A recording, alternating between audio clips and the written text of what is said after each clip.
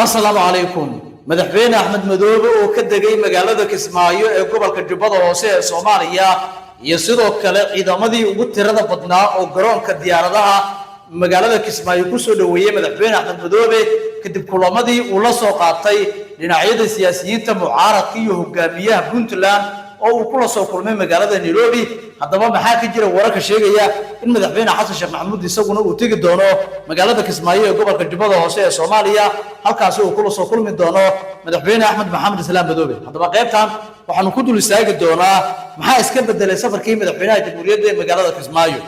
maxay tahay maamuuskan aan hore loo arag ee Axmed Madoobe maanta lagu soo dhaweeyay magaalada Kismaayo waan soo gudbin doonaa hadaba soo dhawaada saaxiibayaal haddii aad saaxiib nagu soo bir muuqaalka like saaro arsaad oo dhisaysan ugu reeb qaybta hoose ee faalada dadweynaha aan ku bilaawno wararkeena magaalada Kismaayo ee gobolka Jubbada Hoose ee Soomaaliya waxa maanta gaaray madaxweynaha maamulka Jubbaland Axmed Maxamed Islaam Madoobe Axmed Madoobe ayaa waxa uu toddobaadadii la soo dhaafay ku sugnaa magaalada Nairobi ee caasimadda dalka Kenya halkaas oo kulamo iyo sidoo kale wada tashiye kala duwan oo kula lahaa siyaasiyiinta mucaaradka darafyo kamid ah iyo sidoo kale madaxweynaha maamulka Puntland Saciid Cabdullaahi Deni saraakiil ka tirsan sirdoonka waddanka Kenya saraakiil ka tirsan sirdoonka waddanka Imaaraadka iyo xubno kala duwan oo beeshiisa ayaa uu kula kulmayay magaalada Nairobi ee dalka Kenya hadaba kulamada shaqo ee uu Axmed Madoobe u joogay magaalada Nairobi ayaa soo gabagaboobay waxaana uu dib ugu laabtay maanta magaalada Kismaayo ee gobolka Jubbada Hoose ee Soomaaliya halkaas oo madaxweyne Axmed Madoobe si balaaran loogu soo dhaweeyay munaasabada soo dhaweynta waxa ka qayb galay cutubyo ciidan oo ka tirsan ciidanka daraawiishta maamulka Jubbaland bulshaweynta maamulkaas qaybahooda kala duwan iyo sidoo kale waxa qayb ka ahaa dadweyne aad u tiro badan oo sabab dhaadheer u galay si uu soo dhaweeyaan madaxweyne Axmed Maxamed Islaam Madoobe intaas kadib madaxweynaha maamulka Jubbaland ayaa loo galbiyay qasriga madaxtooyada ee maamulka Jubbaland waxaana la socday oo kulanka markaasi garoonka diyaaradaha ee magaalada Kismaayo xubnaha ku soo dhaweeyay wafdi xildhibaanaha oo qayb kala ahaa safarkii uu ku tagay magaalada Nairobi ee caasimadda dalka Kenya Axmed Madoobe ayaa munaasabada iyo maamuuska nooca cusub ah loogu soo dhaweeyay magaalada Kismaayo waxa dadku qaar ay ku macneeyeen inay tahay dhoolatus oo uu ku muujinayo awoodiisa isla markaasina uu isku soo bandhigayo hadaba markii uu Kismaayo u tagay waxa uu soo saaray war saxaafadeed isagoo oo shaaca ka qaaday in uu dib ugu laabtay garoonka diyaaradaha Sayid Maxamed Cabdullaahi Xasan ee magaalada Kismaayo halkaas oo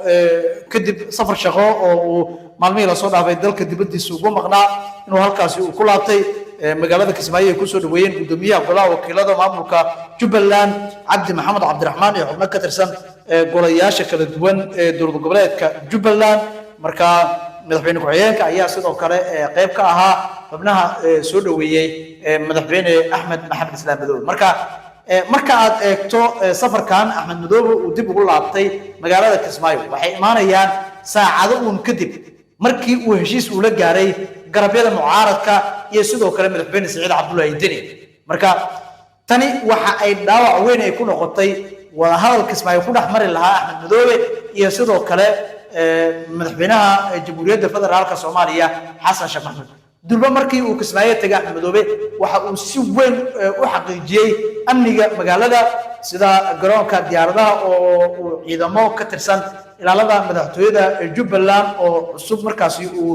ku biiriyay halkaasi oo wararku qaar ay sheegayaan in maalmaha soo aadan ama maalinta biritaa haday dhacdaba inay tagi doonaan ciidamada koofi castay madaxtooyada Soomaaliya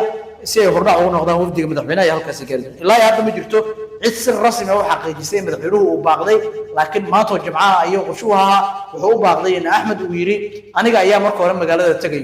anigoo magaalada tagayna ciidamo magaalada la margeeyay yani isagu wuxuu doonayaa Axmed Madoobe inaan la afgambin oo dawladda Soomaaliya aysan siyaabooyin kala duwan oo tactica ah isagu adeegsan isaga ayaa magaalada tagay hadda marka ciidan ayuu garoonka iska dhigay oo ciidanka ilaalada madaxtooyada Jubbaland kamid ah waxa uu diyaar u yahay marka inay ciidanka Xasan Sheekh ay ku soo duldagaan ciidankaas kadibna ay ka wada shaqeeyaan amniga madaxweynaha iyadoo ay weydiyaan ciidanka ADMIS marka sidaas ayaa qorshuhu yahay maamuus noocaas la diyaariyay laakiin dadku qaar ay siyaasadda ka falaqoodo waxay leeyihiin arrintan ama safarka madaxweynuhu magaalada Kismaayo macno badan ma sameeyeen muxuu macnuhu sameeyeen ninkan Axmed Madoobe waa nin heshiis la soo galay siyaasiyiinta mucaaradka ee ka soo horjeedo madaxweynaha maamulka madaxweynaha jamhuuriyadda federaalka ee Soomaaliya mudane Xasan Sheekh Maxamuud iyo sidoo kale madaxweynaha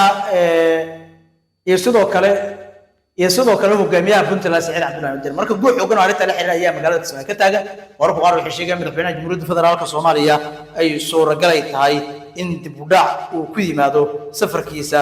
magaalada Kismaayo inkastoo aan si rasmi ah loo xaqiijinin arrintaasi haddaba xaaladda guud ee magaalada waa sidaas maanta madaxweyne Axmed Maxamed Islaam Madoobe lagu soo dhaweeyay ciidamo tiro badan ayaa magaalada Kismaayo lagu arkaya shacabka Jubbaland ayaa si weyn u garab istaagay madaxweyne Axmed Madoobe iyagoo isugu soo baxay wadooyinka waaweyn ee magaalada Kismaayo xarunta gobolka Jubbada Hoose ilaa iyo garoonka oo ay awood ay kula wareegeen iyaga oo markaasi muujinayo awoodooda la xiriirta sida ay garabka Axmed Madoobe ay u yihiin marka arrimahaas ka soo cusboonaaday xaaladda guud ee Jubbaland iyo sidoo kale dhinaca dowladda federaalka Soomaaliya marka arrintaadii waxa ku biirinayso waa muhiim hoos ayaa lagu reebi kartaa marka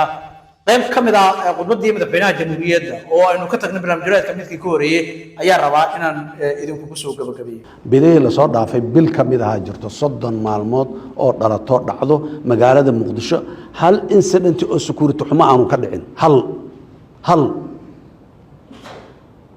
yaan soo martay waa joognaa meeshaasaan soo gaaro wayna inaan ka sii soconaa rabnaa maalintaas reportkaas oo Soomaaliya 0 incident ay ku qornayd caasimada waaweyn oo reer galbeedka ku qornayd 18 ku dhimatay 20 ku dhimatay iyo yay qornayd war aan ilaahay u mahad celino oo waxa wanaaga ah oo aan dhiiga wiilasheen aan ku helnay yaanan ka abaal dhicin aan muxuu ahay aan ka abaal hayno aan hore u sii socono nabadu cid ay dib u tahay ma jirto inta aad joogteen walaalayaal oo dhowrkii sano 3 sano jajarka aan soo joognay yaa waaye siyaasiga gurigiisa loogu tagay siyaasiga gurigiisa inta loogu tagay laga soo xiray ama inta loogu tagay lagu xabadeeyay lagu amaan dareeyaa waay annagoo og oo shalay tahay oo saaxiibadeeda siyaasiyiinta maanta jooga qaarkood ay tahay guryahooda inta la tago oo wiil lagu laayo wiilashii xataa maanta hooyooyinkood meel ku duugan yihiin aanay aqoonin war waa dhibaato shalay dhacday oo soo marnay ma rabna inaan u noqono inta la dilo wiilal Soomaaliyeed meedkoodii la qaado meel aanan la garanayn ilaa maanta lagu soo aaso oo aan la aqoonin waa laga dhaqmay waa laga heshiiyay waa laga dulqaatay waa mahadsan yihiin waalidiintii iyo ehelkii qaraabadii arintaas aanan fidna gaarsiinin ee ka dulqaatay ee maxaan ku yiraahdaa yiri war mid kaas waa dhinteen Allah u naxariiso mid kale yaanu naga dhiman ee adkaystay waa mahadsan yihiin maanta meeshii ma joogno shalan xanuunkeedii aan ognahay shalay aaday noo dhibtay waa ka xanuunsanay xanuunkeedii aan ognahay waxaan walaalayaal ilaahay idankiis dawladdu ammaanka way ka shaqeynay siyaasiyiintu xor waaye codkoodii xor u yihiin taladoodii xor u yihiin qaarkood xildhibaano waaye baarlamaanka federaalka ay ka tirsan yihiin ha yimaadiina baarlamaanka waajibaa loogu leeyahay waa u dhaarteen kutubka jaamaca ay gacanta korka ka saareen waajibaa loogu leeyahay ha yimaadeen baarlamaanka soo dhex fadhiisan ra'yigooda halkaas ha ka cabireen saanaan qabnaa baarlamaanna waa maxay waa lagu doodaa marka dambena waa la codeeyaa meeshii codka u bataana la raacaa waana sababtaan annaga madaxda ku nahay codkii noo bataan madax ku nahay ma annagaa baarlamaanka dhexdiisa inta istaagnay dadka soo gacan maroojino ka soo xoogno waa la codeeyey codkiyaan badanaan helno hadduu yaa madaxweyne hadduu yaa guddoomiye baarlamaan hadduu yaa ku-xigeenno hadduu aqal sare meel walba waa la codeeyey ciddii codka u badataa baarlamaan sidiisaba shaqadiisa waa intaas waa furan yahay maalin 2 3 intii la doonaa la doodaa marka u dambaysiyaa dooda u dhiman tahay maya marka la yiraahdo waxa la waa la codeynaa sidoo codka u bataana la qaataa waa sababtaan ku aqbalnay ra'yigii annagu intaan soo qornay aan baarlamaanka geynay markii loo codeeyo dadka isku raaceen oo laga batay إن لبدلوا أنا قلنا أنا سؤال ككين محلو بدل أنا جاب كين أنا دين ولا الله سبحان الله إنك برلمان كجرنا برلمان كهي ماذا كان برلمان كجرنا حروة إذا عاد هتجو hotel kaasa ku shiro xagga ha tago ra'yigu qaba ha cabiro ha sheego cid ku haysato ku culaadinaysa male dadka Soomaaliyeed ra'yiga saxa iyo ra'yiga aan sax ahayn meel ay ku kala gartaan way joogaan waan ku cilciliyaa wali waan ku cilciliyaa siyaasadda suuqa ay leedahay badeeco gadmaysa keenso badeecadaha qaarkood ma gadmaayaan colaad iyo abaabul iyo cunfi ka shaqeyn iyo dadka kala geysmadiisa iyo xumaantiisa ma gadanto caay ma gadanto maalin kasta hal is caayo hal la waxeeyo hal laga dhaco ma gadanto baryahan waxa ugu badan walaa ka hadlaa waa arinta dhulka magaalada Muqdisho ku taalo dawladda hoose xamara ka mas'uula sida kuwa muxuu ahay baydhabo ku yaala ama dhuusa mareeb ku yaalo ama garow ku yaalo ama kismaayo ku yaala ay mas'uul uga yihiin dawladaha iyo maamulada meeshaas ka jira xeer dhuleedna dalku waa leeyahay haddii ay wax ku qaldameen dhaqangelintiisiina meeshaan ay ka qalloocatay inta la yiraahdo laga toosiyo waa la dhihi karaa waana laga toosinaa dawladda hoose gobolka Banaadir iyo dawladda federaalka oo halkan deganba gobollo kale iyo dawlado kale iyo meelo kale inta dad ka soo daabuleen xamar ma keenin soo ma dejinin meel abusiibe ahayd oo saas oo la isdul saarnay waa la habeynaa jidada laga bixinaa kana laga bixinaa hadii la yiraahdo dhulka dadkii deganay la ekaamaayo boqol qofood hadii ay deganeed oo la yiraahdo shan jida laga bixinaa shantaas jid dhulka ay martay dad deganay dadkiina waa guryalaayeen waana qaylinayaan ama lacag la soo meel kala dega hal yiraahdo ama nimayo isdabare si laakiin maxay dadku u qayliyeen aniga ceeb ma aha mana diidana riyaa xaqiiqa saasaan sidaas laakiin meeshii wax dheeri ay ka jiraan in lagu baxo guddi loo saaro maxkamadu waad aragteen maalin walba awaamir ay ka soo saaraan hal la joojiyo lama fuli karo lama yeeli karo ka soo saaraan dawladda hoose waad maqlayseen maalmo dhawaato guddiyay bixisay war meeshan qayla ka yirtay hal la eego xagga bal muxuu ahaa dhawaaq kala ka baxay hal la eegaa leeyahay wax xalinayna magaalada Muqdisho abasiiba ma sii ahaanayso meel shabaabku ku dhunto oo la gali karin ciidamada amniga ay gali karin ma sii ahaanayso meel qofka ku dhintay meedkiisa aan laga soo saari karin ma sii ahaanayso meel hadii dab ka dhaco baabuurka dabdamiska aan loo gali karin ma sii ahaanayso mar walba dhaawa ku cilina war adduunyada sida u nooshaa u noolaano adduunyada sida u nooshaa dad faqri ah waa qabtaa adduunyadu